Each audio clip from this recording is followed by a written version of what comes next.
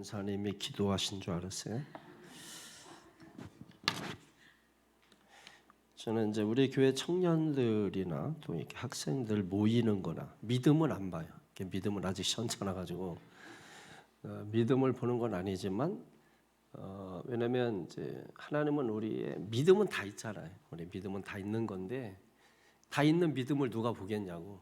믿음이 크냐 작으냐 이걸 보겠죠. 그래서 여러분 말씀을 우리가 듣고 막 기도하고 이렇게 하는 거는 믿음을 키우는 거예요. 왜냐하면 믿음은 들음에서 나니까.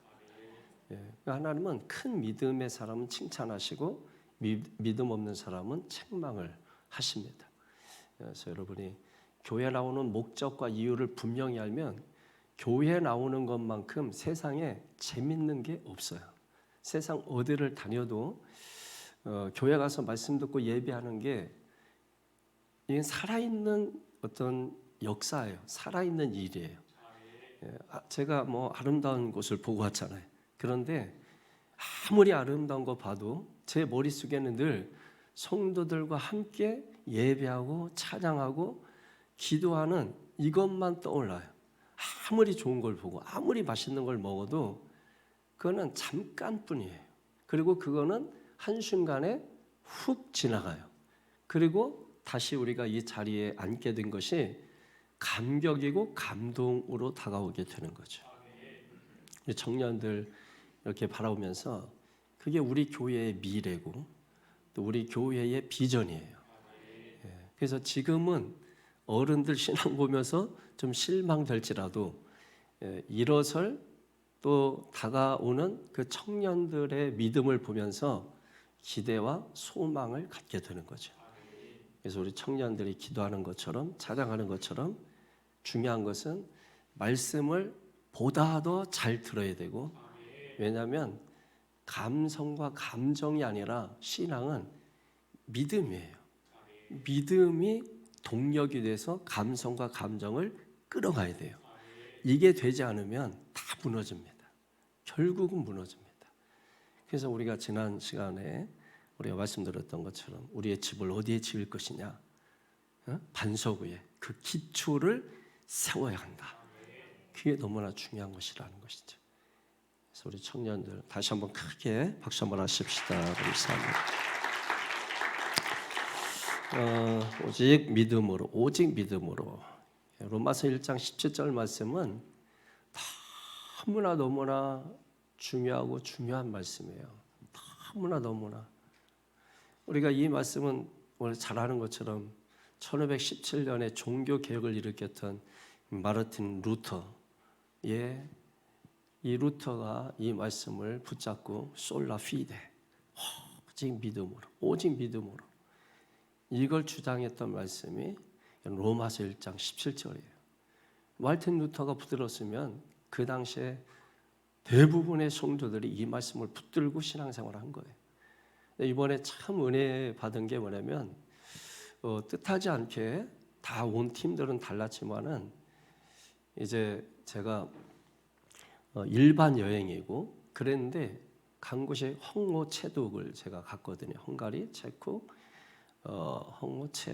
헝가리, 오스트리아, 체코, 그다음에 독일 이렇게 갔는데 특별히 제가 이제 체코에 가서 정말 아주 감동적인 그런 은혜를 받았어요.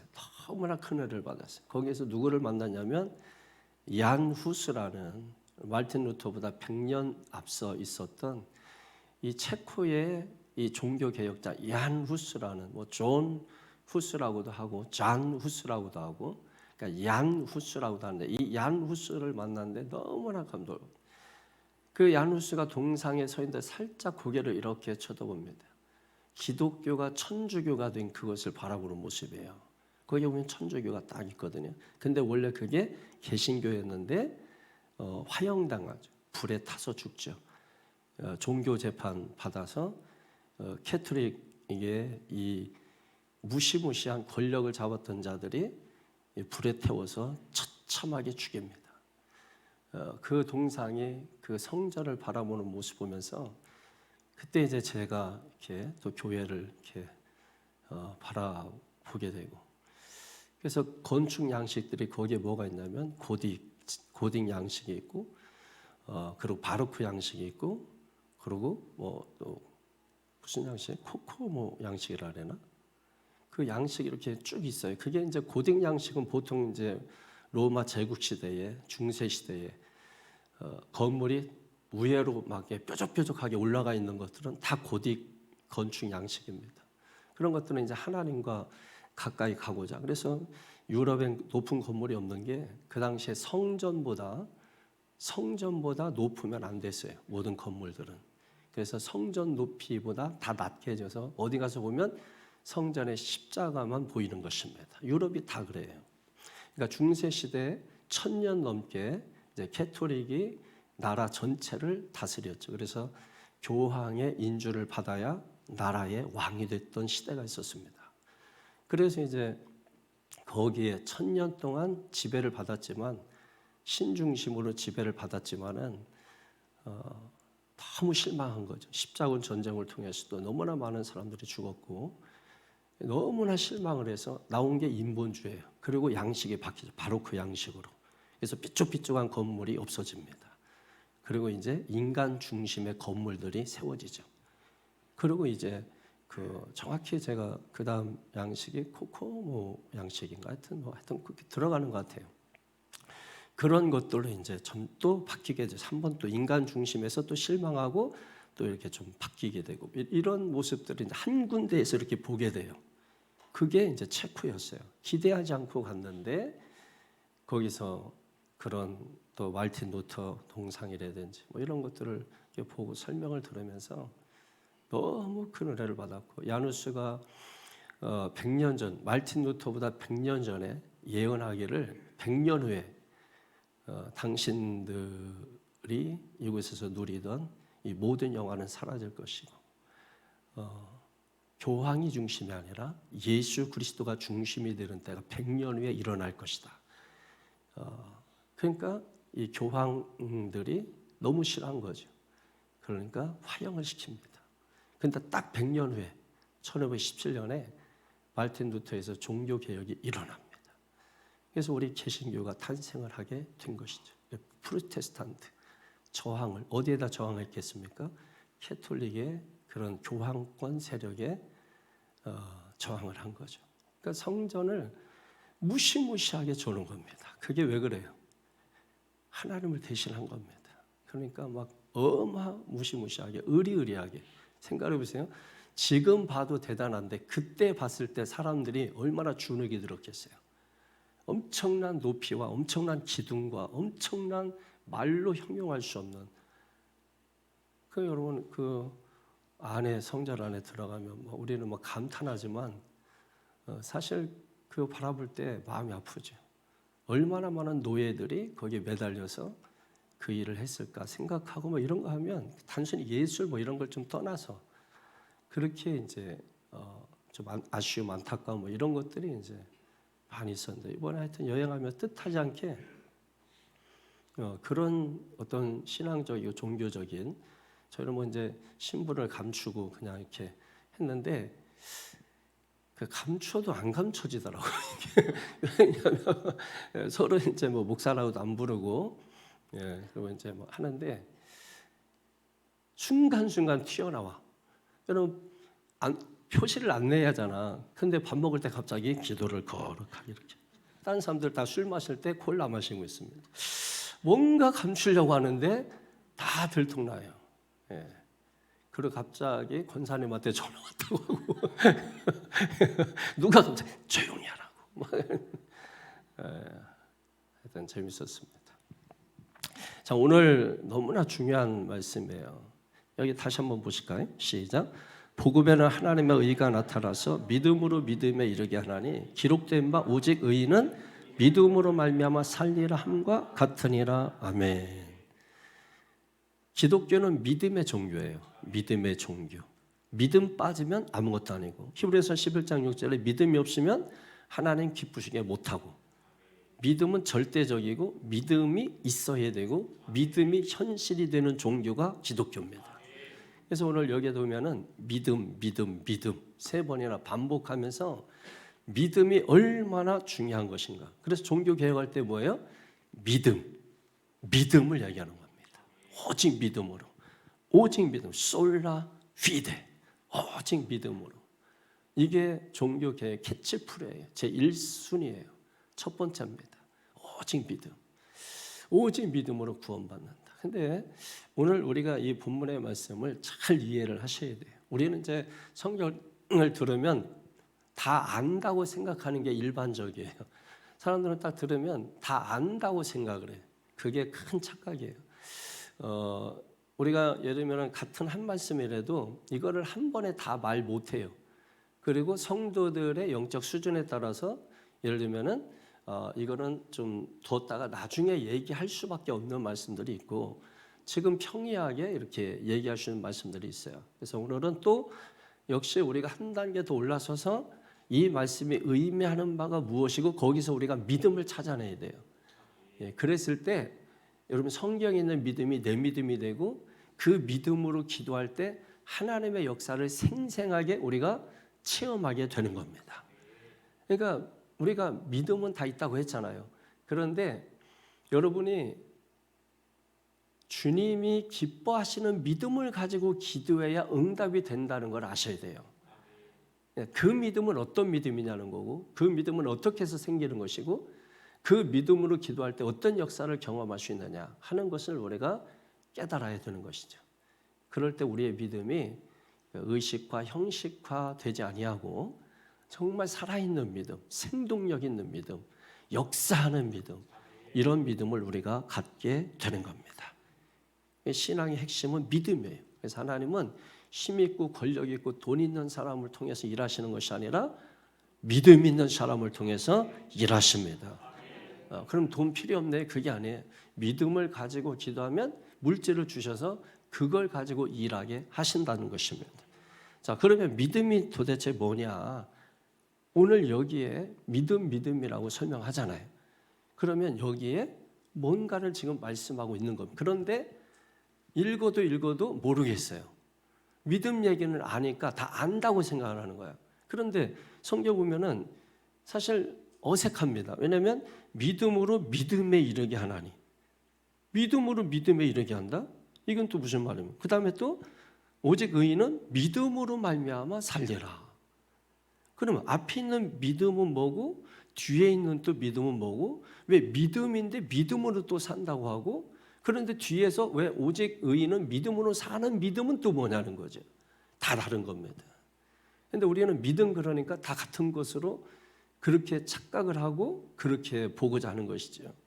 그런데 여기서 말하는 그 믿음들이 각기 다른 믿음이에요. 그래서 우선은 먼저 17절 상반절을 보게 되면은 믿음으로 믿음에 이르게 하나니 이렇게 말씀하잖아요.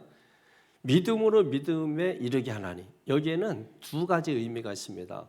우선 첫 번째 의미는 뭐냐면 우리가 처음 예수 믿고 구원받게 된 그때 처음 예수 믿고 구원받게 된 그때 그때의 믿음은 어디서 나온 겁니까? 그 믿음은 또 무엇입니까? 여러분들이 분명 예수를 믿으려면 뭐가 필요해요? 예수를 믿으려면 뭐가 필요해요? 믿어야 되니까 믿음이 필요하고 물건을 사려면 돈이 필요하듯이 그 돈이 어디서 나왔어요?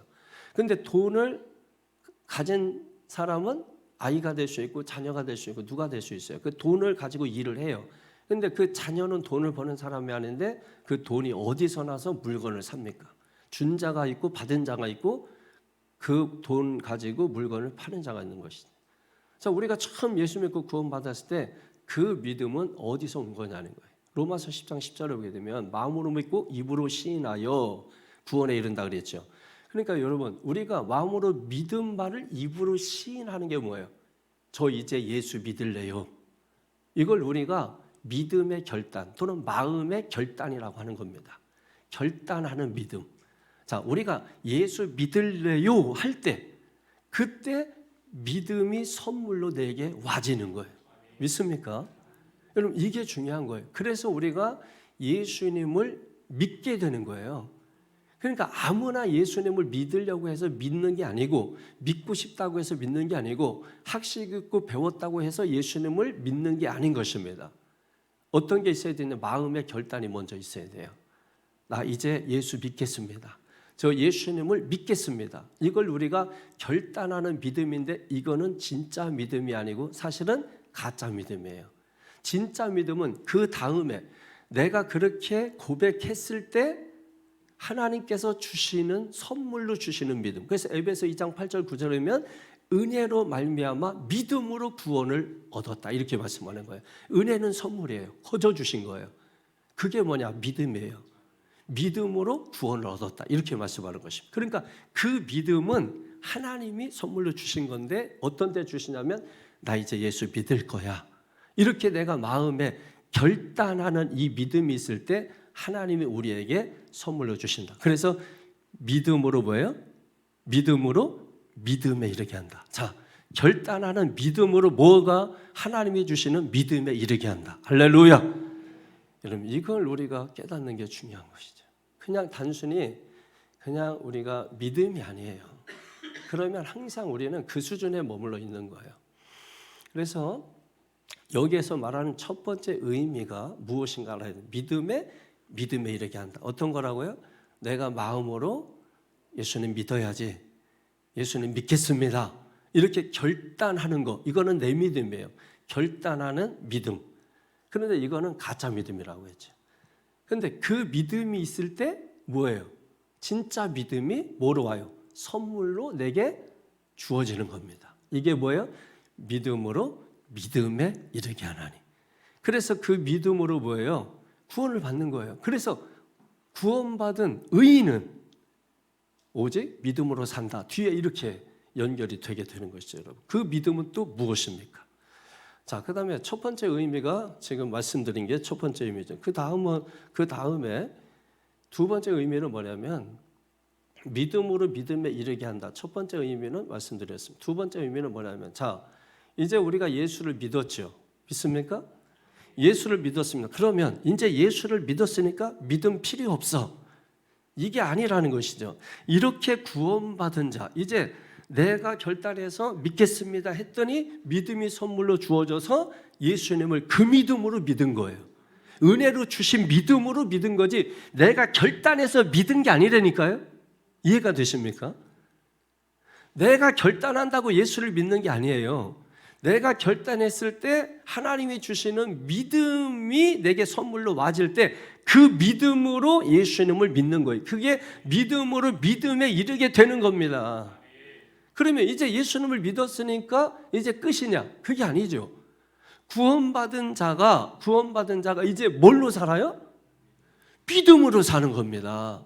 믿음으로 사는 겁니다. 구원받았으니까 이제는 필요 없는 게 아니라 하나님이 주신 그 믿음으로 구원받고 이제는 우리가 그 믿음으로 사는 거예요. 이걸 우리가 뭐라고 얘기하는 거예요? 믿음 생활이라고 말하는 거예요. 우리가 어떤 때는 뭐 교회 생활, 신앙 생활, 믿음 생활 뭐 여러 가지 얘기하잖아요. 근데 믿음 생활이라고 할 때는 바로 이거를 생각하셔야 돼요. 하나님께서 내게 주신 그 믿음으로 이제 우리가 살아가는 것, 그걸 믿음 생활이라고 한다는 거예요.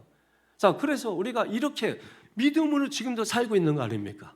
우리가 믿음으로 살고 있는 거잖아요. 믿음으로 살고자 오늘 이 밤도 말씀을 듣고 또 믿음이 생겨서 믿음으로 사는 거 아닙니까? 그러면 이렇게 믿음으로 살다가 우리가 마지막 죽는 순간까지도 주님, 저는 믿음으로 살다가 여기에 왔습니다, 이렇게 우리가 마지막 고백도 믿음으로 고백하고 내 생애를 마치는 것이죠. 주님, 저는 믿음으로 살다가 주님 앞에 왔습니다, 이렇게 고백하는 것입니다. 그러니까 믿음에서 믿음에 이르게 하나니 라는 두 번째 의미는 아까 첫 번째, 그래서 내가 결단해서 가진 믿음에 이르게 하나니, 그게 첫 번째 의미고, 지금은 주신 믿음으로 말미암아 뭐예요? 믿음으로 말미암아 죽을 때까지도 믿음으로 살다가 믿음으로 끝나는 것을 믿음으로 믿음에 이르게 하나니, 이렇게 말씀을 하고 있다는 것입니다. 그러니까 처음도 믿음이고 사는 과정 중간도 믿음이고 마지막 끝도 뭐예요? 믿음이고. 할렐루야. 이게 믿음으로 믿음에 이르게 된다, 이런 뜻인 것입니다. 자, 여러분, 믿음의 사도 그러면 누가 생각나요? 사도 바울이죠. 믿음 그러면 여러분 사도 바울이죠. 사도 바울만큼 믿음이 정말 확실한 사람이 누가 있겠습니까? 그럼 물어보겠습니다. 그렇게 믿음이 확실했던 위대한 사도 바울, 믿음이 흔들렸을까? 흔들리지 않았을까? 네?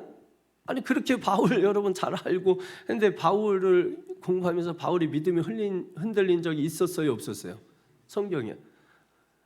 그렇게 대단한 바울도, 그렇게 위대한 믿음의 사도 바울도 여러분 신앙생활하면서 믿음이 흔들린 적이 있고, 이번 다가오는 주일날 우리가 세례 요한도 잠시 말씀을 듣겠지만 그 위대한 세례 요한, 예수님의 길을 예비했고 그 어두컴컴했던 400년의 암흑길을 문을 활짝 열어 제친 세례 요한도 믿음이 흔들려서 당신이 진짜 메시아 맞습니까? 이렇게까지 여러분 흔들렸던 사람입니다. 사도 바울도 역시 믿음이 흔들렸었습니다. 어떤 믿음이 흔들렸습니까? 너무나 많은 환난과 너무나 많은 고난, 너무나 많은, 사도 바울에게는 정말 너무나 많은 위기, 위협, 살인, 살해, 수없이 많은 위기, 위협들이 많이 있었거든요. 그러면서 그 사역하면서 때로는 내가 이 길을 갖는 게 과연 맞나? 내가 모든 걸 다 포기하고 내가 이 사명을 받았다고 하면서 내가 이게 정말 주님께서 내게 주신 사명 맞나? 여러분 그런 생각 안 들겠습니까? 여러분 저도요, 목사로 이렇게 살다가 순간순간 언뜻 좋을 때는 그냥 가지만은 속상하고 억울하고 답답한 일을 만나면은 내가 목사 이거 내 뜻으로 내가 목사하는 거 아니야? 하나님이 부르지 않았는데 내가 스스로 하고 싶어서 내가 목사하는 거 아니야? 그럼 그만둬도 되는 거 아니야? 이럴 때가 이게 흔들리는 거예요. 이거 목사 때려치고 다른 거 할까? 이게 막 흔들릴 때가 교회 그만둘까? 은퇴해버릴까? 그냥 이런 생각들이 막 온단 말이에요. 사도 바울도 마찬가지입니다. 이 사명이 진짜 하나님께서 내게 주신 사명 맞나? 내가 이 길을 가는 게 맞아? 내가 모든 걸 내 성공, 부귀, 영화 다 포기하고 이 길을 가는 게 맞나? 흔들리는 것입니다. 그런데 사도 바울이 그럼에도 불구하고 여러분이 아까 멈칫했던 것처럼 흔들렸다고 생각하기 힘들기 때문인 것이죠. 그 이유가 뭐냐? 그때마다 사도 바울은 흔들리는 그 믿음을 항상 챙긴 것입니다. 어떻게 챙겼습니까? 믿음, 기도, 찬양, 말씀, 믿음, 기도, 찬양, 말씀. 그러니까 감옥에서 흔들리니까 뭐예요? 기도하는 거예요. 여러분 밤중에 그냥 자면 되지 왜 밤중에 기도합니까? 흔들리는 거예요. 아니 내가 복음을 전하기 위해 내 영광과 내 명예를 위해서도 아니고 주님 복음을 위해서 내가 찬양하고 내가 복음을 전도했는데 문을 열어주기는커녕 오히려 문이 막히고 감옥에나 갇히고 이게 내가 맞아? 흔들리는 거죠. 찬양하고 기도하고 찬양하고 믿음, 말씀. 여러분 그러면서 믿음을 챙기면서 스스로에게 말하는 겁니다. 야 바울 정신 차려. 너 여기서 믿음 잃어버리면 안 돼. 그러니까 흔들리는 믿음, 떠내려가는 믿음, 도망치는 믿음 붙잡는 겁니다. 여러분 그거 아니에요? 여러분 그렇잖아요. 우리가 신앙생활하면서 믿음 도망갈 때 있잖아요. 예? 믿음이 흔들릴 때 있잖아요. 그때 스스로에게 말하지. 야 너 장로잖아. 너 권사잖아. 너 신앙생활 몇 년 했어. 근데 너 이 모양이야. 이것밖에 안 돼? 다시 잡아. 마음 잡아. 믿음 잡아. 떠내려가는 믿음, 흔들리는 믿음 잡은 겁니다. 사도 바울도 많은 고난이 있어 흔들리는 것 당연한 것이죠. 그런데 그때마다 그 믿음을 붙잡은 것입니다. 그래서 바울이 많은 사역을 하고 그리고 그 사역을 마치고 난 후에 유언과 같이 남긴 말씀이 디모데후서예요. 근데 그 중에 특별히 디모데후서 4장 7절에 보게 되면은 이렇게 고백하죠. 나는 선한 싸움을 싸우고 나의 달려갈 길을 마쳤으니. 그리고 맨 마지막에 고백하는 게 뭐냐면 믿음을 지켰으니. 나의 달려갈 길을 마치고 나는 믿음을 지켰으니. 여러분, 이것이 사도 바울의 마지막 최후의 고백이에요. 믿음을 지켰다. 뭡니까? 처음도 믿음으로 구원받고 믿음으로 사역하다가 믿음을 마지막에 고백하고 그러고 멋지게 천국 입성하게 된 줄로 믿습니다. 이게 믿음으로 믿음에 이르게 하나니. 할렐루야. 그래서 기록된 바 오직 의인은 믿음으로 말미암아 살리라. 이 말씀이 그 다음에 이어지는 거예요. 그러면 이 말씀은 또 어떤 의미입니까? 여기에도 두 가지 의미가 있어요. 먼저 오직 의인은 믿음으로 산다는 첫 번째 의미는 뭐냐면 죄인이 의인이 되는 것은 솔라 피데, 오직 믿음밖에 없다, 이런 뜻입니다. 죄인이 의인이 되는 방법 다른 거 아닙니다. 중세 시대에는 뭐예요? 베드로 성당을 짓기 위해서 믿음 대신에 돈으로 바꿨어요. 그래서 믿음이라는 자리에 돈으로 앉힌 겁니다. 그래서 얀 후스가 말하는 거예요.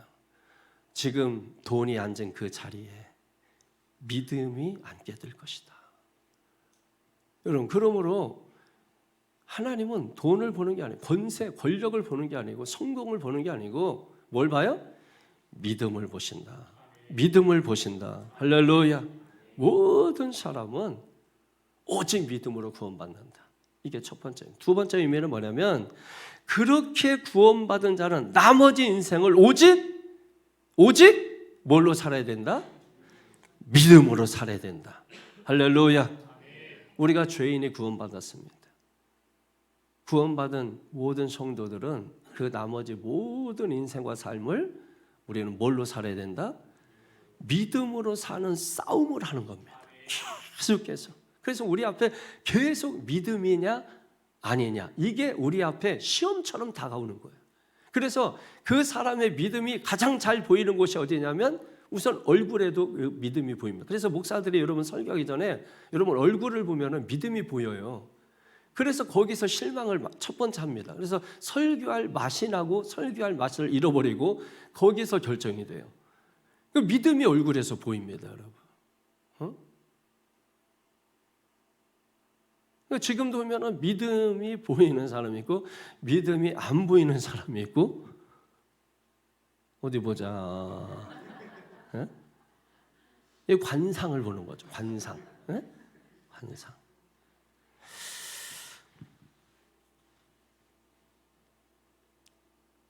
성도는 뭐로 살아야 된다? 믿음으로 살아야 한다. 믿음으로 살아야 한다. 그래서 여러분, 첫째 믿음은 뭘 선물로 받는 거예요? 뭘 선물로 받은 거예요? 첫째 믿음 뭘 선물로 받은 거지? 아니, 좀 아까 제가 아주 그렇게 힘줘서 강조해서 구원을 선물로 받은 거잖아요. 구원을. 그럼 두 번째 믿음은 뭘 선물로 받는 거예요?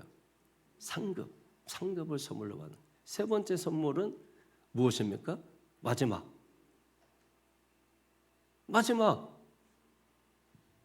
천국을 선물로 받는 거지. 예? 천국을. 여러분, 천국을 선물로 받는 거죠.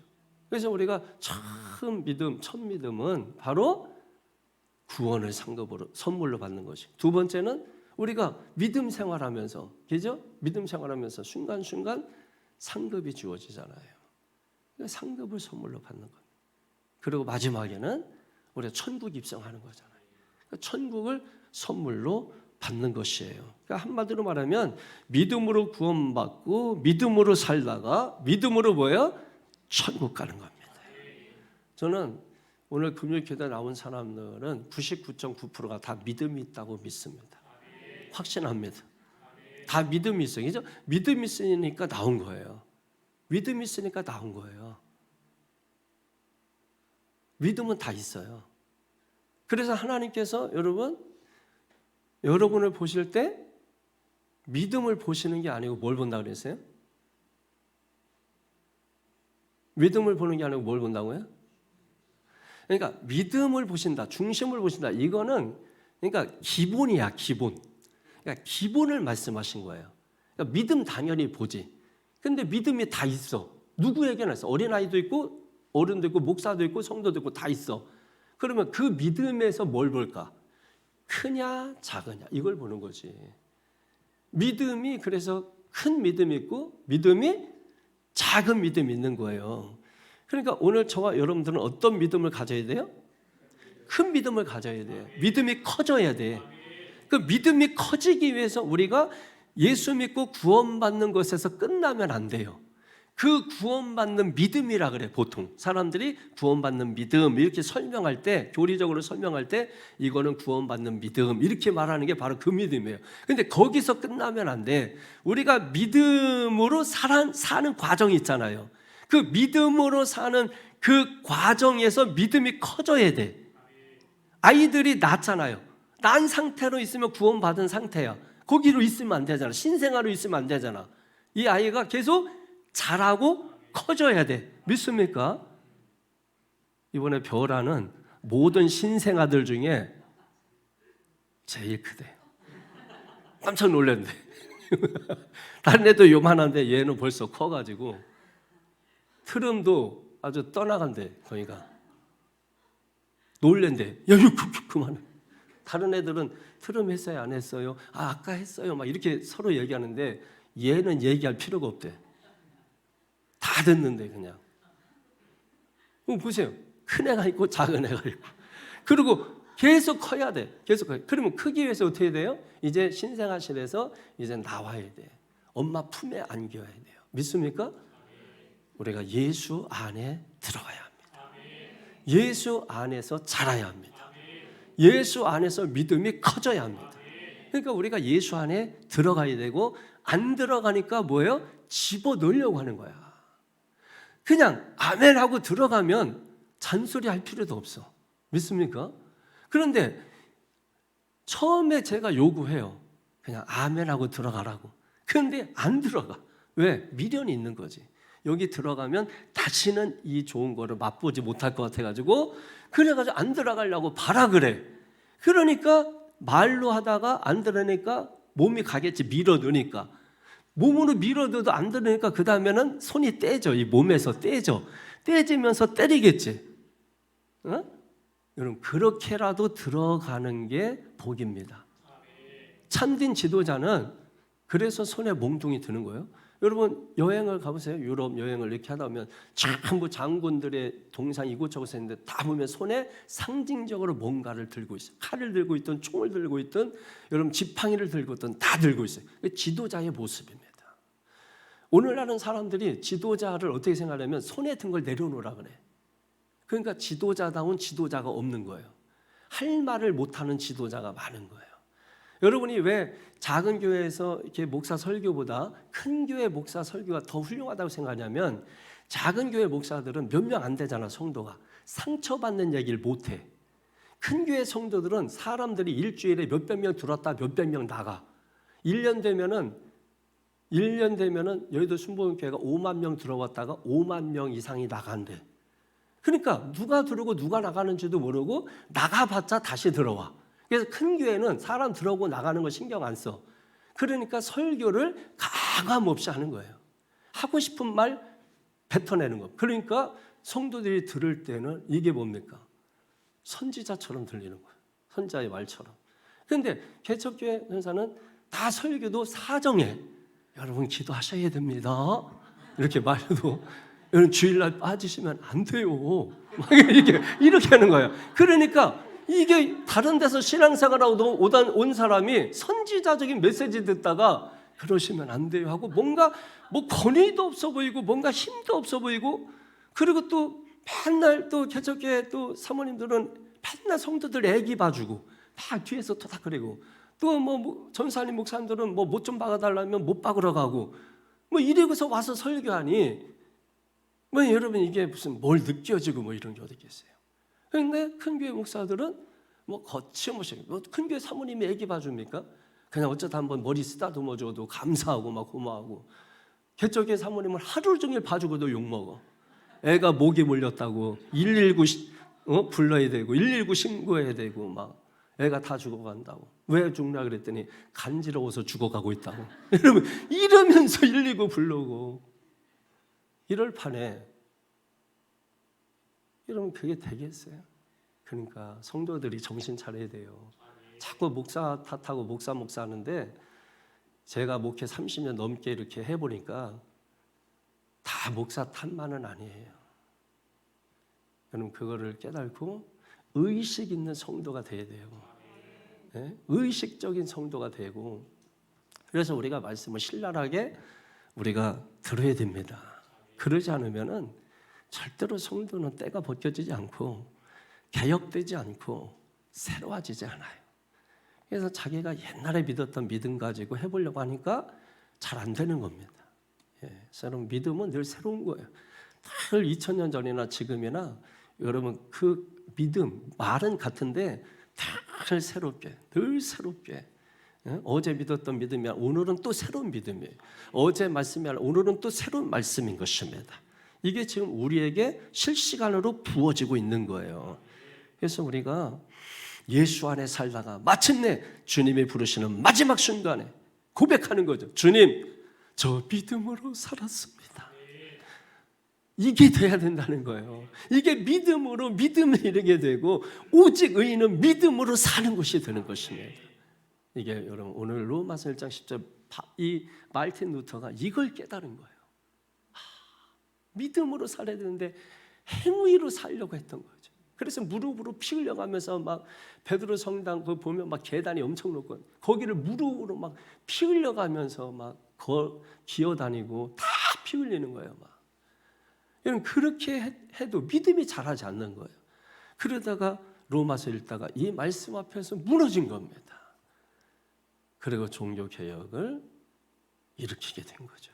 그래서 여러분이 오늘날 성경을 이렇게 듣고 그래서 야누스가 한 말 중에 하나가 뭐냐면 당시 이 평민들을 이 교황청에서 무시했단 말이에요. 그래서 라틴어는 그 당시에 굉장히 귀족들만 쓰는 고급 언어에 속해요. 지금도 라틴어는 잘 안 쓰잖아요. 그리고 그 당시에도 국제 공용어가 헬라어였고 그런데 그 어려운 그 나라 사람들도 라틴어를 쓰지 않고 잘 모르는데 성경을 라틴어로만 가지고 아무 자기 나라 글씨도 모르는 사람들한테 라틴어로 말하는 겁니다. 그런데 문제는 신부조차도 라틴어를 몰라요. 우리가 옛날에 영어 배울 때 영어 밑에다가 한글로 I am Tom, I must stand 이거 써놓고 했듯이 그렇게 하고서 성경을 읽어주고 마는 겁니다. 야누스가 말하는 겁니다. 앞으로 이제 교회는 모든 성도들이 읽을 수 있는 성경으로 번역되어야 한다. 이래가지고 엄청나게 핍박을 받습니다. 엄청나게 핍박을 받아요. 이게 핍박받을 일입니까? 그래서 재밌는 게 그 가이더가 야누스가 했던 일들을 쫙 말합니다. 그리고 이게 죽을 일입니까? 이렇게 묻습니다. 저희한테. 이게 죽을 일입니까? 아무리 들어도 죽을 일이 하나도 없어. 그래서 그 당시에 야누스를 따르는 개신교인들이 100년 전부터 일어나기 시작했던 거예요. 그 세력들. 그래서 종교개혁이 독일에서만 일어난 게 아니고 이곳저곳 여러 나라에서 동시다발적으로 일어나게 됐던 겁니다. 그러니까 참 안타까운 모습들을 많이 그래서 사람들이 이 신중심의 1000년을 해봤지만은 너무 실망을 해서 르네상스라는 인본주의가 탄생할 수밖에 없었던 그 배경이 스스로 교회가 만든 거죠. 그러니 여러분 지금 우리가 인본주의 이 세계에 살고 있는 인간 중심 이 사회에서 복음을 전한다는 게 정말 어려운 거죠. 그러니까 유럽 가면은 그냥 믿든 안 믿든 다 캐톨릭이에요. 그냥 거의 그냥 다 캐톨릭 신자예요. 근데 그 사람들 성전은 다 비어 있습니다. 다 비어서 다 뭐예요? 영화관, 술집, 아니면은 박물관 이런 거로 전부 다 바뀌어 있고 지금은 구경꾼만 난무합니다. 그거로 돈 벌어먹고 있어요. 그러니까 여러분 이게 타락한 줄 모르는 거예요. 그래서 그걸 바라면서 우리는 또 그런 거잖아요. 정신 차려야 되겠다. 그죠? 역사를 통해서 우리가 배우는 겁니다. 그래서 우리가 마지막 때에 주님, 제가 오늘 이렇게 주님 앞에 섰습니다. 이게 우리의 믿음이 돼야 될 줄로 믿습니다. 여러분들도 신앙생활하면서 나도 때로는 주님을 떠나고 싶고 교회를 떠나고 싶고 믿음을 떠나고 싶고 그렇게 흔들리고 막 이렇게 될 때가 있지만 그럼에도 불구하고 지금까지 믿음을 지키고 그리고 마지막에 주님 저 믿음으로 살았어요. 이렇게 고백할 수 있기를 주의 이름으로 축원합니다. 그래서 하나님께서 여러분 오늘날 교회를 보실 때 뭘 보신다? 뭘 보신다? 그러니까 믿음을 보는 건 기본이라니까. 뭘 보신다? 믿음의 크기를 보신다. 믿음을 본다고 해서 전혀 틀린 것은 아닙니다. 그런데 보다 더 정확하게 구체적으로 말하면 믿음의 크기를 보신다는 것입니다. 그래서 오늘 성경에 보게 되면은 백부장 같은 뭐예요? 큰 믿음은 칭찬받는 거고 믿음이 적었던 제자들은 책망과 야단을 맞게 되는 것을 보는 것이죠. 그래서 우리는 믿음을 키워야 될 줄로 믿습니다. 그래서 여러분 교회도 믿음이 큰 사람들이 있고요. 믿음이 간장 종자기만한 믿음 가진 교회도 있습니다. 그러니까 여러분 건물이 크다고 해서 이 큰 교회 다니는 성도들의 이 착각이 뭔지 알아요? 교회가 크다고 믿음까지 큰 줄로 착각을 해요. 그래서 여러분이 큰 교회 다니는 같은 수준에서 장로님들 만나서 대화를 해보거나 같은 수준에서 권사님 되었을 때 대화를 해보면 여러분 그 믿음의 수준이 팍 나타납니다. 아까 그 믿음이 제가 말할 때 얼굴에 나타난다고 했죠. 그리고 또 하나는 그 믿음이 언제 나타날까요? 지금처럼 말할 때 나타나고 또 무엇을 판단하고 결정하는 거 보면 그 믿음이 보여요. 어떤 상황에서 어떤 결정하는 거 볼 때 그때 믿음을 볼 수 있는 거예요. 하나는 뭘 본다고요? 그때 그 믿음 보는 겁니다. 평상시 믿음은 다 있다니까 누구나 주일이니까 예배드리고 주일이니까 교회 왔으니까 기도하고 다 같이 찬양하니까 찬양하는 믿음은 다 있다니까 그걸 보는 게 아니라니까 어떤 상황에서 판단하는 믿음은 믿음이 크냐 작으냐가 결정되는 것이고 그 믿음을 보시는 거예요. 그러니까 나는 왜 기도하는데 안 되지? 여러분 이렇게 얘기할 때가 있잖아요. 왜 나는 찬송하는데 안 되지? 나는 예배하는데 왜 안 되지? 여러분 왜 응답이 안 되지? 당신이 그 정도 응답도 받을 만한 믿음이 없으니까 그런 거죠. 그 정도 응답을 받을 만한 믿음이 있다면 여러분 그 응답은 100% 되는 겁니다. 근데 여러분이 그렇게 안 하잖아요. 간절하거나 아니면 매달리거나 막 금식을 하거나 여러분 그 정도 믿음은 안 되잖아요. 그러니까 그 정도의 응답밖에 받지 못하는 거고 그 정도 응답도 받지 못하는 것입니다. 남 탓하면 안 돼요. 우리는 내가 믿음이 없는 것을 생각 안 하고 대부분 환경 탓, 상황 탓, 남 탓, 심지어는 모든 걸 하나님께 다 넘겨버립니다. 모든 책임을. 왜 하나님 왜 그러셨어요? 여러분 하나님 뭐 어떻겠는데? 여러분 우리는 항상 그런 식이에요. 이걸 우리가 말씀을 통해서 돌아보지 않으면 언제 돌아봅니까? 그래서 말씀을 들으면서 여러분 우리가 깨트릴 것을 깨트리고 버릴 것은 버리고 취할 것은 취하고 깨달을 것은 반드시 깨달아서 내 삶에 적용을 시켜야 됩니다. 적용을. 그때 여러분의 믿음이 어떻게 된다고요? 예수 안에서 자라고 커지게 된다고요. 로마서 10장 10절에 믿음은 들음에서 나며 들음은 그리스도의 말씀으로 말미암았느니라. 그래서 지금 여러분 말씀 들으면서 뭐가 생기는 것 같아요? 돈이 생깁니까? 오히려 돈 나가요. 헌금해야 되니까. 이 시간에 안 나오면 헌금 안 하잖아. 근데 나와서 헌금했어. 그러니까 말씀을 들으면 돈은 나갑니다. 그죠? 근데 뭐가 생겨요? 믿음이 생깁니다. 자, 그러면 보세요. 여러분이 말씀을 듣는데 돈이 나갔어. 근데 많이는 안 나가. 근데 어쨌든 나갔는데 대신에 뭐가 생겼어? 믿음이 생겼어. 여기 낸 돈보다 믿음이 클까요? 돈이 클까요? 믿음이 크죠. 왜냐하면 믿음은 나에게 속한 게 아니고 하나님께 속한 거기 때문에. 그러면 이 드린 이 돈이 믿음이 대신 일을 하면 이 드린 것에 성경은 30배, 60배, 100배로 갚아준다는 거예요. 그래서 지금도 믿음으로 하는 사람은 하나님이 여러분 갚아주고 있는 거예요. 그걸 우리가 인식을 못해서 그런 거예요. 자녀들을 키워내고 막 진자리 마른 자리 갈아주고 한 거 자녀들 인식 못합니다. 그런데 나중에는 다 자기들이 큰 줄 알잖아요. 그죠? 그래서 나중에 안 되면 누구 탓? 부모 탓합니다. 부모 탓하고 원망하고 다 그렇게 하면서 살잖아요. 우리가 그렇게 사는 거예요. 그러나 지금도 여러분이 믿음으로 하고 믿음으로 하면 하나님은 반드시 여러분 믿음에는 반드시 살아있기 때문에 역사가 나타나게 돼요. 역사를 경험하는 거예요. 다시 말해서 역사라는 게 뭐예요? 하나님의 일하심이잖아요. 하나님의 일하심. 내가 일하는 것보다 하나님의 일하심이 크니까 내가 드린 것은 이거지만 그래서 계속 더 많이 거둬들이는 것입니다. 그래서 그것으로 더 하나님 앞에 영광을 돌리면 그게 계속 커지는 거예요. 근데 어느 순간에 자꾸 뭐예요? 계산적인 믿음이 발동하잖아요. 그때부터 뭘 두드립니까? 계산기 두드리는 거예요. 계산기 두드리는 거예요.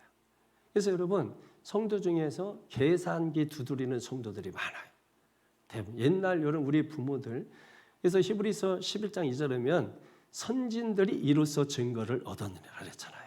그러면서 1절에 믿음은 바라는 것들의 실상이 보이지 않는 것들이 증거니 자, 이 믿음을 말하면서 2절에 선진들이 이로써 많은 증거를 얻었다. 이렇게 말씀하잖아요. 그럼 믿음의 선진이 뭐예요? 믿음의 선배들이에요. 그럼 믿음의 선배들을 우리가 볼 때 어떤 믿음을 가졌었어요? 보이지 않는 것들, 바랄 수 없는 것들. 그런 것들을 보고 믿었다. 왜냐하면 믿음이라는 건 말 자체가 추상명사입니다. 그러니까 보이지 않는 거예요. 그 보이지 않는 중에 바랄 수 없는 것을 바라는 믿음을 가졌단 말이에요. 그래서 이 사람들이 보이지 않는 천국 바라보면서 믿음으로 살았어요. 그래서 믿음으로 집도 팔고 땅도 팔고 과수원도 팔고 소도 팔고 그러면서 그걸 다 하나님 앞에 드렸어. 자, 이게 뭐냐면 이게 여러분 목사도 감당할 수 없는 헌신이 있어요. 이 사람이 이렇게 다 드리면 뭐 먹고 살라고 이러지? 이게 저도 감당할 수 없는 믿음의 헌신이 있어요. 이 사람들의 믿음의 특징이 뭐냐면 간증이 생깁니다. 계산기 두들기는 성도들은 간증이 없어요. 자랑만 있습니다. 여러분 간증이 없다. 내 삶에 내가 간증을 일으킬 만한 믿음으로 살지 않은 겁니다. 그냥 말로만 믿음이에요. 그렇게 하나님 사랑하면 사랑의 증거를 보여보세요. 하나님 증표가 있어야 되잖아요. 여러분 남편이 사랑해만 하면서 말로만 그냥 10년, 20년, 30년 사랑해 하고 짜장면 한 그릇 안 사주고 그냥 구리반지 하나 껴주지 않으면 여러분 믿겠습니까? 그러면서 우리는 하나님 앞에 원칙적인 것만 하면서 살잖아요. 그 이상도 이하도 하지 않지 않습니까? 그러니까 딱 그 정도 수준에서 우리가 응답을 맛보며 사는 겁니다. 그러나 바랄 수 없는 중에 바라는 믿음을 통한 헌신을 해보면 우리가 기대할 수 없는 것들을 경험하게 되고 뜻하지 않은 일을 경험에 대해서 그 사람 얘기 들으면은 다 깜짝 놀랄 만한 일들밖에 없어요. 그게 다 간증입니다. 이렇게 했는데 갑자기 이런 일이 생겼어. 아니 갑자기 생각도 못했는데 저기서 뭐 이런 일이 생겼어. 다 간증이야. 그런데 내 삶은 아무리 들어도 놀랄 게 하나도 없어. 평이에요. 평범해. 왜? 당신의 믿음이 평이한 믿음이기 때문에 그런 거예요. 왜? 맨날 계산기 두들기니까. 계산기 두들겨가지고 이거 내가 이렇게 하면은 이거 손해 보겠는데, 이 정도 하면은 이게 우리 집에 휘청거리겠는데. 믿음의 선진들, 믿음의 선배들은 여러분 그렇게 살지 않았어요. 자식들 생각하지 않았습니다. 노후 생각하지 않았습니다. 계산기 두들기지 않고 오직 뭐로 했어요? 믿음으로 한 겁니다. 그래서 믿음의 선진들을 따라가라는 거예요. 선진들이 이로써 많은 증거를 얻었느니라. 너희도 따라가라. 왜? 세상의 믿음이라는 거는 증거를 수집하는 거예요. 증거 플러스 증거 플러스 증거, 이게 쌓여서 이 증거를 보고 생긴 걸 믿음이라 그래. 이게 세상 믿음이야. 근데 우리가 교회에서 말하는 믿음은 이런 믿음이 아닌 거죠. 바랄 수 없는 중에 바라는 믿음. 할렐루야. 바랄 수 없는 중에. 화면 한번 띄워봐요. 바랄 수 없는 중에 무엇을 바라야 되느냐. 제가 바랄 수 없는 중에 바란 겁니다. 새창조 교회의 조감도예요. 1000평에. 크게 좀 더 확대되나? 교회 이름 앞에. 보여요? 저 앞에 새창조 교회라고 쓴 거 보여요? 네, 다 보이는구나. 주차 일단 50대. 1000평에. 작아요? 지압하고 이제 올리는 거는 또 해야 될 일이지. 이제. 여기다가 이제 3층으로 이제 주차 타워 올리고 또 주변 지형지물을 이용하는 거지. 주일날에는 저 큰 도로는 다 시청에 얘기해가지고 다 무료로 주차할 수 있게끔 하는 것입니다. 멋지잖아요. 바랄 수 없는 중에 바라는 믿음인 것입니다. 계산기 두들겨봐. 지금 우리 교회에서 나와 안 나와? 안 나와. 그러나 믿음은 뭐예요? 자, 잘 보세요. 히브리서 11장 1절에 그래서 믿음은 바라는 것들의 실상이에요. 내가 바라는 것이 뭐예요? 현실이 되게 하는 게 뭐다? 믿음이다. 정확히 기억하세요. 믿음을 현실로 만들어야 돼. 그래서 믿음이 답이다. 이겁니다. 할렐루야. 계산기 두들기면 나중에 계산기만 부서집니다. 에? 계산기만 부서져, 청년들.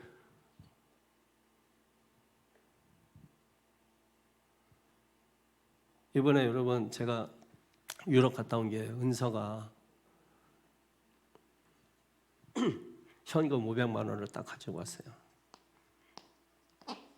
그죠? 계산했겠어요? 안 했겠어요? 계산 안 한 거야. 대출 받는 거야. 에? 믿음으로 말을 했기 때문에. 근데 첫 월급 받았어. 여기서 이거 갚으면 끝나잖아. 자기는 편하잖아. 인생길 편하게 갈 수 있잖아. 첫 월급이라고 498만 원 받았는데 2만 원 더 보태가지고 500을 채워서 가지고 왔어. 그럼 1000만 원을 한 거야? 액수가 뭐 많다 적다 하나님 편에서 뭐 이거 뭐 코딱지도 안 되는 거지. 근데 여러분 이게 크냐 작으냐 하나님 그런 걸 보는 게 아니에요. 이거는 믿음이 아니잖아. 이건 돈이지. 하나님 믿음 크기 보지 돈 크기 보는 건 아니에요. 근데 여러분 보세요. 이때 이 아이가 이 청년이 드린 그 믿음을 청년의 입장에서 봤을 때 믿음이 커요 작아요? 믿음이 엄청 큰 거야. 믿음이 엄청 큰 거야.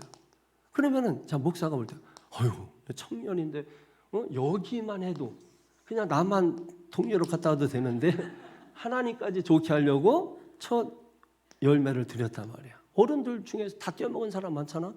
여러분 첫 열매 성경에 보면은 첫 열매 드려라. 초실절이 그거예요. 말로만 뭐 절기 얘기하지 말고 초실절, 여러분 오순절 다 이게 첫 열매 드리는 거예요 이게. 근데 안 해고 다 떼어먹고 시간이 많이 지났으니까 그러면서 옛날 어떤 부흥 강사님이 우리 교회 한번 부흥에 왔다가 그동안 떼어먹은 거 다 내라 그래가지고 그때 아마 첫 월급 이게 다시 내신 분들이 있어요. 몇 분이 떼어먹은 거. 그러니까 혹시 기억나면은 다시 바치세요. 첫 월급 떼어먹은 거 있으면은. 그러니까 여러분 하나님은 다 찾으신다니까 그런 거를.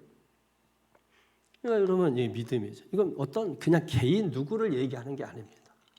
교육상 여러분 말씀을 드리는 거예요. 그래서 보면은 목사가 볼 때도 뭐예요?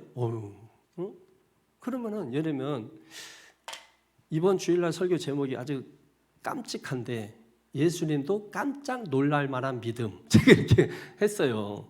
끔찍이 아니고 아주 깜짝 놀랄 만한 믿음. 예수님도 놀랄 만한 믿음. 그런 믿음 백부장 같은 믿음이에요. 그런 믿음 가지면 어떤 일이 일어납니까? 병들어 죽게 된 하인도 살아나는 역사가 옛날에 일어났었습니다. 이게 아니라 그런 믿음을 여러분이 가지고 있으면 지금도 성경에 보면은 아브라함의 하나님, 이삭의 하나님, 야곱의 하나님 이거 왜 하는 거예요? 이거 왜 하는 거야?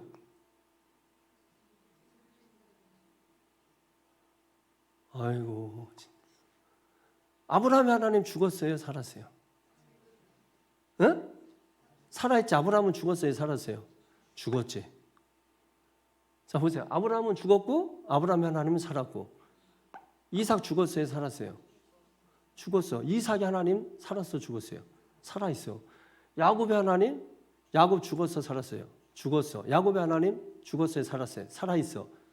자 오늘 나의 하나님 죽었어요, 살아있어요? 살아있어요. 나는 죽어도 하나님은 살아계셔요.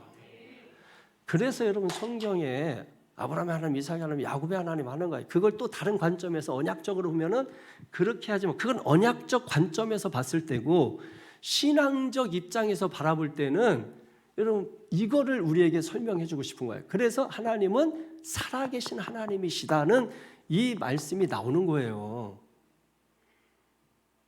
그러니까 이거를 믿는 사람들은 여러분 한 옥합을 깨트려 가지고 다 쏟아 부었듯이. 근데 옛날에는 그런 헌신들이 있었단 말이에요. 처녀들이 시집 가려고 2, 3천만 원 모은 거 건축한다고 할 때 해필도 딱 그때 건축을 해, 시집 가기 전에. 그래가지고 그거를 딱, 이 계산적인 사람은 왜 해필 이때 또 건축. 시험은 항상 그때 와. 내가 믿음이 막 성장하고 잘한다고 할 때 너 그래? 너 믿음 그렇게 대단해? 너 이 시험 한번 통과하나 보자. 딱 주어. 근데 그 시험이 이기기 어려운 시험이야. 내 믿음 수준에서. 근데 그 사람이 뜻하지 않게 마음의 결단을 내려버려. 믿음대로 하면 안 된다니까. 믿음으로 하면 실패한다니까. 왜냐면 그 정도 믿음 안 되기 때문에. 마음의 결단을 내리면 하나님이 선물로 주신다니까. 그게 믿음으로. 내가 마음의 결단을 내리는 믿음을 가졌더니 하나님이 믿음의 선물을 주셔서 그 믿음으로 살게 하시는 거예요. 그래서 그렇게 사는 사람들은 살아계신 하나님께서 백부장 2000년 전에 그게 아니라 그 일이 지금도 일어난다는 것입니다. 할렐루야. 그래서 우리 교회에 보면은 대표적으로 뭐 한동규 집사님을 비롯해서 또 우리 또 성일 집사님인가? 이제 신아빠 또 다 보고 이렇게 보면 대표적으로 그냥 대표적으로 오랫동안 함께하거나 중간에 또 이렇게 왔거나 최근에 왔거나 이렇게 보면은 여러분 보세요. 뭐 학원 다닌다고 뭐 막 좀 제발 그런 거 하지 말라니까. 알잖아 여러분도 누구 닮았는지 알잖아. 그럼 그 정도에서 멈춰. 멈춰 그냥. 그리고 여러분 그 다음에는 이 아이를 믿음으로 키워야 되겠구나. 이때부터는 여러분 손 떠난 거예요. 그게 뭐예요? 맡기는 거예요. 맡기는 거. 이 아이는 믿음으로 키워야 되겠구나. 근데 자꾸 부모가 관리해. 자기 수준에서. 내버려 두세요. 믿음으로 키우세요. 우리 자매 이렇게 나와서 막 이렇게 반주하고 두 자매가 금요일 날마다 여러분 앞길을 하나님이 열어주시는 거예요. 여러분 두려운 거예요. 그런 걸 두렵게 봐야 돼. 여러분이 그래서 딱 열심히 막 해서 딱 거기까지야. 그 다음에 이제 자기 힘으로 살아야 돼. 그 다음에는 이렇게 할 때까지는 하나님의 계획이다. 근데 대부분 거기서 다 시험에 걸려 넘어지는 게 다반사예요. 그래서 하나님은 뭘 보신다? 그냥 단순한 믿음이 아니고 믿음이 크냐 작으냐 이거 보신다. 그래서 믿음이 자라야 돼요. 믿음이 커야 돼요. 할렐루야. 마지막으로 제가 이 말씀만 드릴게요. 믿음을 얘기했으니까 여러분 예를 들어서 우리가 믿음을 이렇게 보고자 할 때 우리가 어떤 일을 이렇게 할 때 어떤 일을 할 때 그게 주님의 일이든 어떤 일을 할 때 잘 보세요. 그러니까 믿음을 반영해서 일하는 사람이 있고 믿음을 전혀 반영하지 않고 일하는 사람이 있어요. 여러분 그걸 느낄 수 있어요? 그 차이를 알 수 있어요? 저는 이제 이렇게 기도의 사람이고 말씀의 사람이니까 그냥 이렇게 느낌으로도 알 수 있어요. 직감적으로도 이렇게 알 수 있어요. 그래서 말을 하지 않는데 이미 마음이 상해버려요. 제가 어디를 이렇게 신방하든 이렇게 어디 가면은 이미 마음이 상해버려요. 왜냐면 이걸 실체를 제가 이제 이미 영적으로 감지했기 때문에 그런 거예요. 말이 거칠게 나옵니다. 말이 거칠게 나오고. 근데 어떤 경우에 이제 이게 믿음이 확인됐어. 그때는 말 좋게 나와. 같은 말도 막 좋게 나오고 막 이렇게 돼요. 그러니까 그 실체가 이게 딱 파악이 돼서 그런 거예요. 여러분 자녀들 이렇게 보세요. 애가 막 이렇게 했는데 살짝 문 열고 공부하고 있어. 그럼 말투가 어떻게 해야 돼? 밥은 먹었니? 이렇게 평상시 그런 엄마가 아니야. 밥은 먹었니? 간식 좀 챙겨줄까? 애가 화를 내. 엄마 공부하는데 아이고 미안해 하고 막 딱 열었더니 컴퓨터 켜놓고 게임을 하고 있어. 나오는 거지 본성이. 아예 그냥 타락할 때 많이 타락한 거지. 형상이 깨질 때 다 깨져버린 거지. 그게 거기서 이제 너 죽고 나 살자 해가지고 막 그냥 애를 쥐 잡아먹듯이 이제 잡아먹는 거죠, 여러분. 감지해서 그런 거야, 그게. 그러니까 여러분들은 문 열고 보고 감지하고 저는 느낌으로 감지하는. 예? 영적인 거는요, 영적이기 때문에 영적으로 감지가 됩니다. 그걸 영분별이라고 하는 거예요. 그래서 이렇게 보면은 마음이 탁 상해가지고 이렇게 마음이 다쳐버리고 표정이 일단 제가 나빠져. 왜냐면 저도 느끼거든요, 그 상황을. 그러니까 이거를 들키지 않으려고 막 애쓰지만, 여러분 이게 뭐로 나타난다고? 믿음도 얼굴로 나타나지만 분노도 이게 얼굴로 나타납니다. 예, 그래서 보여지게 돼 있어요. 그러니까 여러분이 그거를 영적으로 받으셔야 되는 거예요. 그래서 하나님 말씀에는 항상 예만 있다고 하는 게 그냥 무조건 아멘 하세요 이런 뜻이 아니에요. 믿으세요, 이게 무조건 믿으세요 이런 뜻이 아니에요. 믿음을 얘기할 때는 반드시 여러분 계산도 같이 가는 거야. 믿음만 하는 게 아니야. 근데 항상 믿음을 앞서게 하는 거지. 계산보다 믿음을 앞서게 하는 거지. 계산하지 말라는 게 아니야. 계산해야지. 머리 좋은 성도가 계산하면서 이건 이렇게 되고 있어요. 그런데 요게 같이 가면서 나중에 어떤 일이 생길까? 같이 가면 믿음 좋은 사람, 계산하는 사람이 딱 붙었어. 그래서 어떤 일을 해야 되는데 이거는 계산해봤더니 이건 안 됩니다 하고 믿음만 하면 됩니다 하면은 뭐가 생길까? 서로? 자, 어떤 사람은 마찰, 어떤 사람은 다툼, 어떤 사람은 싸움, 어떤 사람은 분쟁, 어떤 사람은 전쟁. 다 같은 말이지. 이게 일어나 같이 가다 보면 그때, 자, 이때가 중요한 거야. 제가 그래서 교회 생활하면서 이렇게 저렇게 할 수 있다 얘기하잖아요. 근데 중요한 것은 이때가 중요한 거야. 여러분에게 만약에 이런 상황이 생겼을 때 여러분은 항상 믿음을 선택하세요. 믿음을 선택하세요. 이거를 하나님이 책임져 주시는 거야. 이거를 제가 성전 이렇게 처음에 막 이렇게 경매당해서 그거를 다시 경매로 사들이고 하는 그 과정 속에는 제가 설명할 수 없는 하나님의 개입이 있었거든요. 천사가 보이고 천사가 나타나고 실제로 돕고 뭐 이런 일들이 수도 없이 있었어요. 그냥 한두 번 있었던 게 아니라 그런 일들이 많이 있었어요. 그때 저는 아무것도 없었어요. 돈으로 한 것도 아니고 뭐 아무것도 없었어요. 사람도 그렇게 많지 않았고 오직 믿음밖에 없었어요. 그 믿음으로 했을 때 하나님께서 그걸 다 책임져 주신 거예요. 그러니까 믿음으로 할 때 누가 하신다고요? 하나님이 개입하신다. 하나님이 일하시거나 믿음 주셔서 그 믿음으로 일하게 하거나 여러분 그렇게 하시는 거예요. 그러니까 여러분이 하나님이 사용하시는 믿음의 시점을 보실 줄 알아야 돼요. 요때는 안 봐요. 싸우게 놔둬. 그러나 여러분 반드시 우리 교회는 적어도 새찬조 교회는 이 말씀을 들은 성도들은 이런 상황이 왔을 때 계산적으로 하는 사람은 이성적이고 대단히 합리적이라고 생각해 본인들은. 그런데 아까 얘기했잖아요. 이런 사람들은 간증이 없어. 간증이 없어. 신앙생활 100년에도 간증 없어 이런 사람. 근데 이런 사람은 뭐예요? 한번 이렇게 하고 나면 뭔 순 생기는 게 간증이야. 막 간증이 막 불어나. 믿음으로 해봐요. 다 간증거리가 생겨. 그걸 자기 것처럼 자기가 가로채서 그러지 다 간증이에요. 다 간증. 이해가 되십니까? 이게 여러분들이 이해가 된 사람은 그런 경험이 있었던 사람이에요. 이해가 안 되는 사람은 한 번도 이런 경험이 없었던 사람이에요. 앞에 보세요. 믿음은 바라는 것들의 실상이요 보이지 않는 것들의 증거니 선진들이 이로써 많은 증거를 얻었네. 히브리서 11장처럼 믿음이 없이는 기쁘시게 못하네. 하나님께 나간 자는 반드시 가 계신 것과 자기를 찾는 자들에게 상 주시는 이심을 믿어야 할지라. 마가복음 9장 23절에 할 수 있거든이 무슨 말? 믿는 자에게는 능치 못할 일이 없느니라. 믿음이 답입니다. 계산적인 성도 되지 말고 큰 건물에 있다고 착각하지 말라고. 자기들이 믿음이 좋은 게 아니에요. 건물이 작아도 믿음이 큰 사람들이 있습니다. 대통령이 서울에서 나와요? 저 섬에서 나옵니까? 저 지방에서 나옵니까? 산골에서 나옵니까?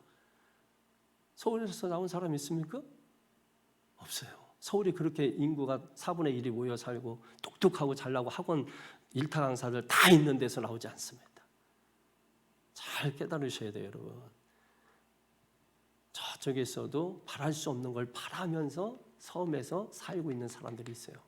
지금도 저 아무도 알아주지 않는 곳에서 바랄 수 없는 것을 꿈꾸고 바라보면서, 바랄 수 없는 것을 꿈꾸고 바라보면서 얼마나 잘 나왔어요.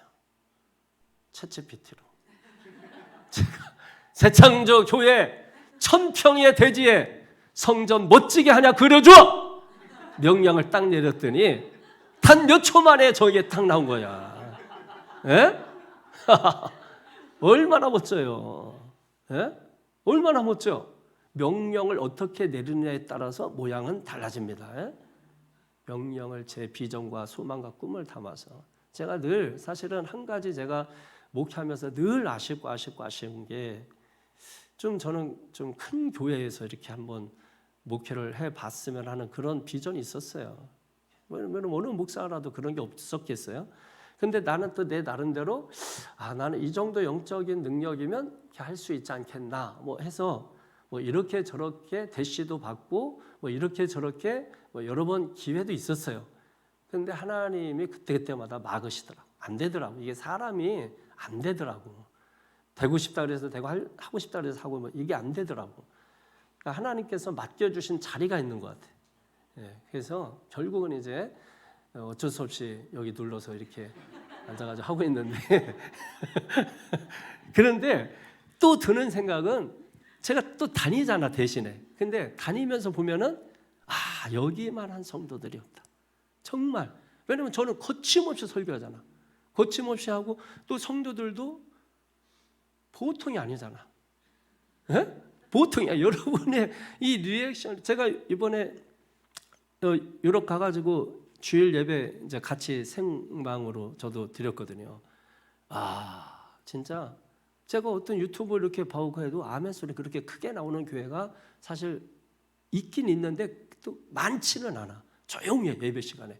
근데 우리는 순간순간 아멘 터져 나오는데 목소리 다 들려. 누구 목소리가 다 들려. 이거 누구 목소리. 이거 누구 목소리인데 이렇게 이제 다 들려 소리가. 그렇잖아요. 저는 이제 딱 소리만 들어도 누구 목소리인지 다 알잖아. 제일 크게 들리는 사람 누구, 그 다음에 두 번째, 3등에서 15등까지는 내가 이렇게 해놨어요.